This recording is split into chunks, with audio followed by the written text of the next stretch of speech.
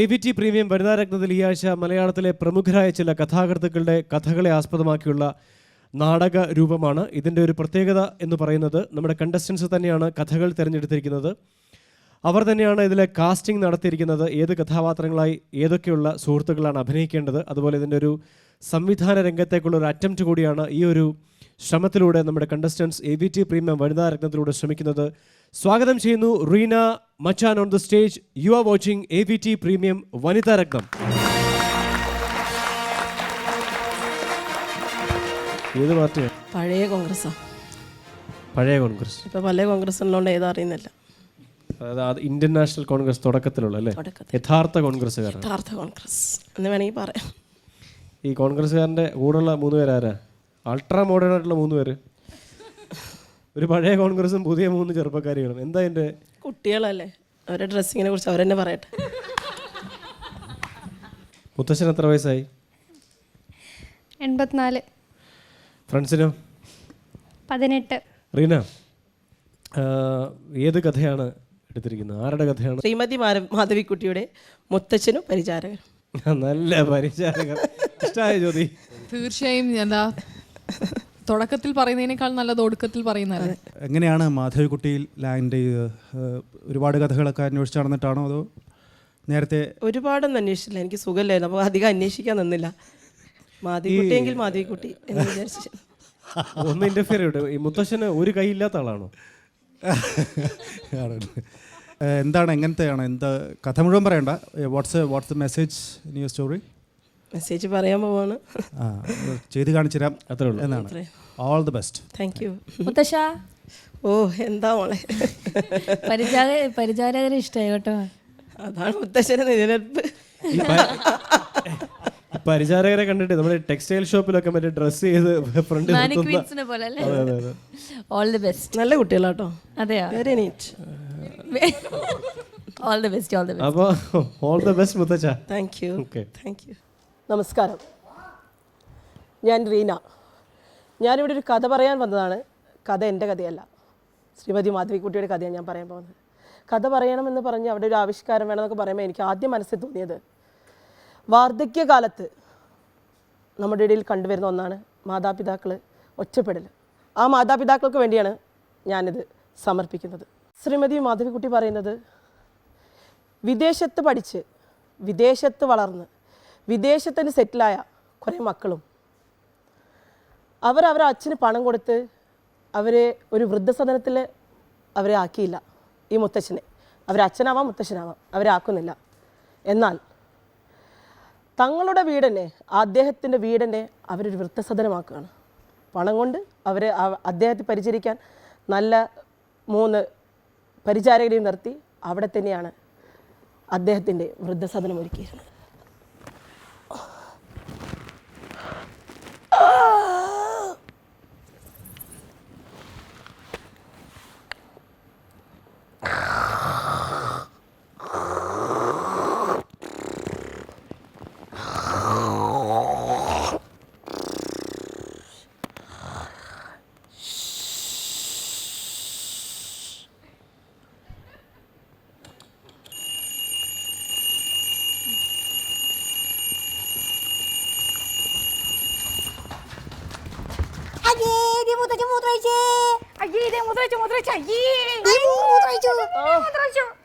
എന്താ മുത്തശ്ശായത്? എന്താ മക്കളെ, ഞാൻ എപ്പോഴും മൂത്രമൊഴിക്കുന്നല്ലേ, പുതിയൊരു കാര്യമൊന്നും അല്ലല്ലോ. നടക്ക് മുത്തശ്ശ, ഇത് എന്താണിത്? മുത്തച്ഛൻ്റെ ഒരു കാര്യം. പതുക്കെ പിടി കുട്ടി, വയസ്സ് കാലത്ത്. അയ്യോ മതി കുട്ടിയേ, കസേര എടുക്ക്.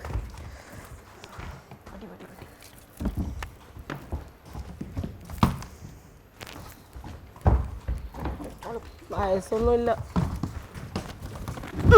അമ്മോ.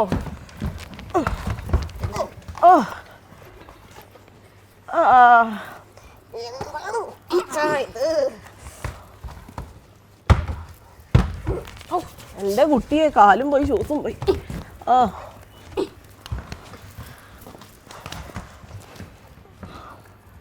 പൗഡർ കുറച്ച് അധികം കേട്ടോ. കണ്ടില്ലേ, വയസ്സുകാലത്ത് ഇങ്ങനെയാണോ? അതാ അവിടെ തന്നെ ചോദിക്കുന്നത്.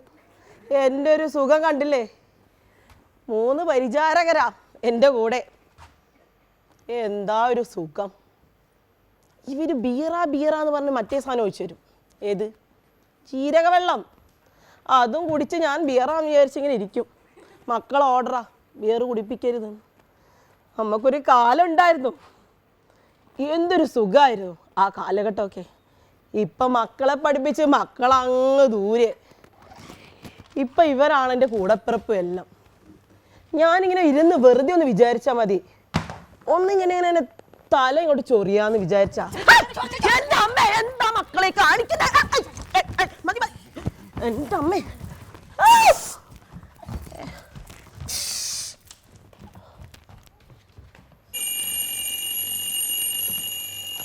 കണ്ടില്ലേ, ഭക്ഷണം, പാട്ട്, പുട്ട്. അയ്യോ, തല ചൊറിയുമ്പോഴേ ചന്തിയെ ചൊറിഞ്ഞിരുന്നു. എല്ലാ കാര്യമുണ്ടോ? ഭക്ഷണം. ഒരു മിനിറ്റേ, സമയമായി ബെല്ല്.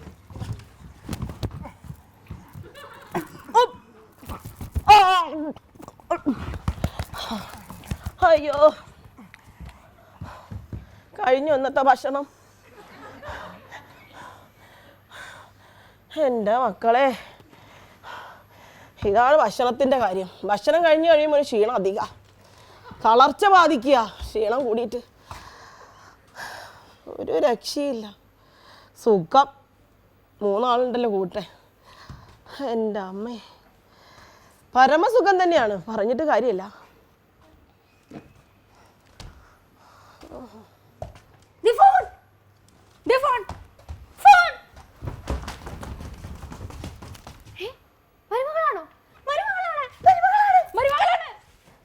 എന്താ മരുമകളാ?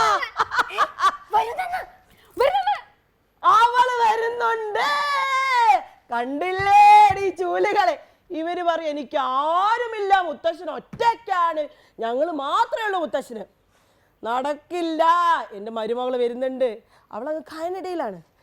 അവൾക്ക് എന്നെ വലിയ കാര്യമാണ്, പറയാക്കാൻ പറ്റില്ല. അവളെന്നെ നല്ല നോക്കും. ഇപ്പം പറ്റാത്തതുകൊണ്ടാണ് ഇപ്പോൾ വരാത്തത്.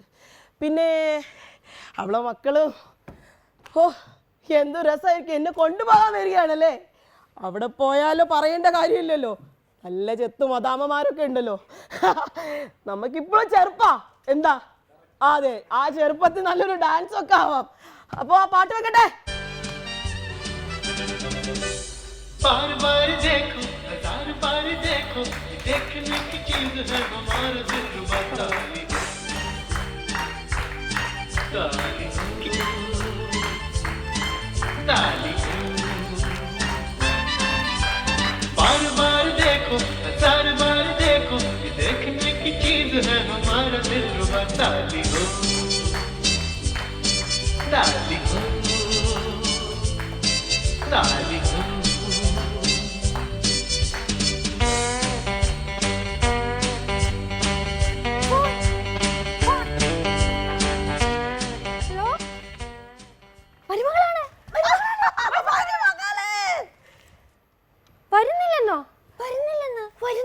വരുന്നില്ലെന്ന്. ഒറ്റയ്ക്ക് തിരിച്ചു പോകണോ? ഒറ്റയ്ക്ക് തിരിച്ചു പോകണോ? അവൾ അങ്ങനെ പോവാൻ വഴിയില്ലല്ലോ. അവൾ ഒറ്റയ്ക്ക് തിരിച്ചു പോകാൻ ഒരു വഴിയും ഇല്ല കേട്ടോ. എന്തോ ഒരു തിരക്ക് കാരണമായിരിക്കും. കാരണം മകൻ വിളിച്ചതുകൊണ്ടാവും അവൾ പോയത്. പ്രസവത്തിൽ വന്ന് പോക്കാണേ. അല്ല, അവളെന്നെ കൊണ്ടുവന്ന് പറഞ്ഞതാണല്ലോ. എന്താ അവള് വരാത്ത? എന്തിനാ ആർക്കെങ്കിലും അറിയോ? എന്നെ കൂട്ടാൻ വരാന്ന് പറഞ്ഞിട്ട് അവൾ ഈ ആഴ്ച അല്ലെങ്കിൽ അടുത്ത ആഴ്ച വരും, അത് ഉറപ്പാ. എൻ്റെ മക്കൾക്ക് എന്നെ അത്രയ്ക്ക് ഇഷ്ടമാ. അവള് വരുമായിരിക്കും അല്ലേ? എന്താ ഇപ്പൊ അവൾക്ക് പറ്റിയത്? അവൾ ഒറ്റയ്ക്ക് തിരിച്ചു പോവാ? ഇല്ല, ഇനിയും അവള് വരും. അവള് വരാതിരിക്കാൻ ചാൻസ് ഇല്ല. എൻ്റെ മരുമകളല്ലേ, എൻ്റെ മക്കളല്ലേ, അവരച്ഛനല്ലേ ഞാന് അല്ലേ? അവര് വരും, അവരെന്നെ തേടി വരും. എന്നോ നീരെ തന്നെ എന്റെ മക്കളെ.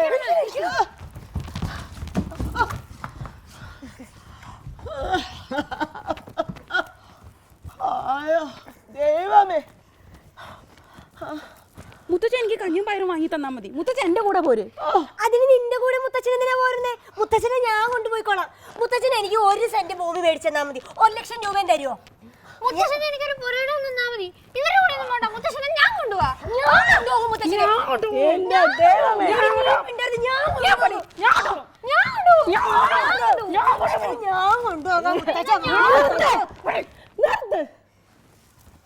എന്റെ കയ്യിലേ 1 ലക്ഷം പോയിട്ട് 100 രൂപ എടുക്കാനില്ല.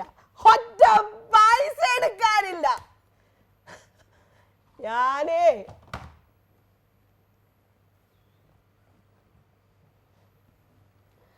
അങ്ങനെ ഈ പരിചാരകൻ എന്നെ നോക്കി നോക്കി എന്തായി? വാക്കിംഗ് സ്റ്റിക്കും കണ്ണടയും ഷൂസും ഡെയിലി ഇതാ രാവിലെ തൊട്ട് കറക്റ്റ് എല്ലാം ചെയ്ത് കുട്ടപ്പനാക്കി എന്നെ അവിടെ ഇരുത്തും. അങ്ങനെ ഈ 3 കുട്ടികൾ എന്നെ പരിചരിച്ച് അവസാനം എന്താ? എല്ലാരെ പോലും എന്താ അവസാനം? ഞാനങ്ങ് വടിയായി. മുത്തച്ഛൻ വടിയായി.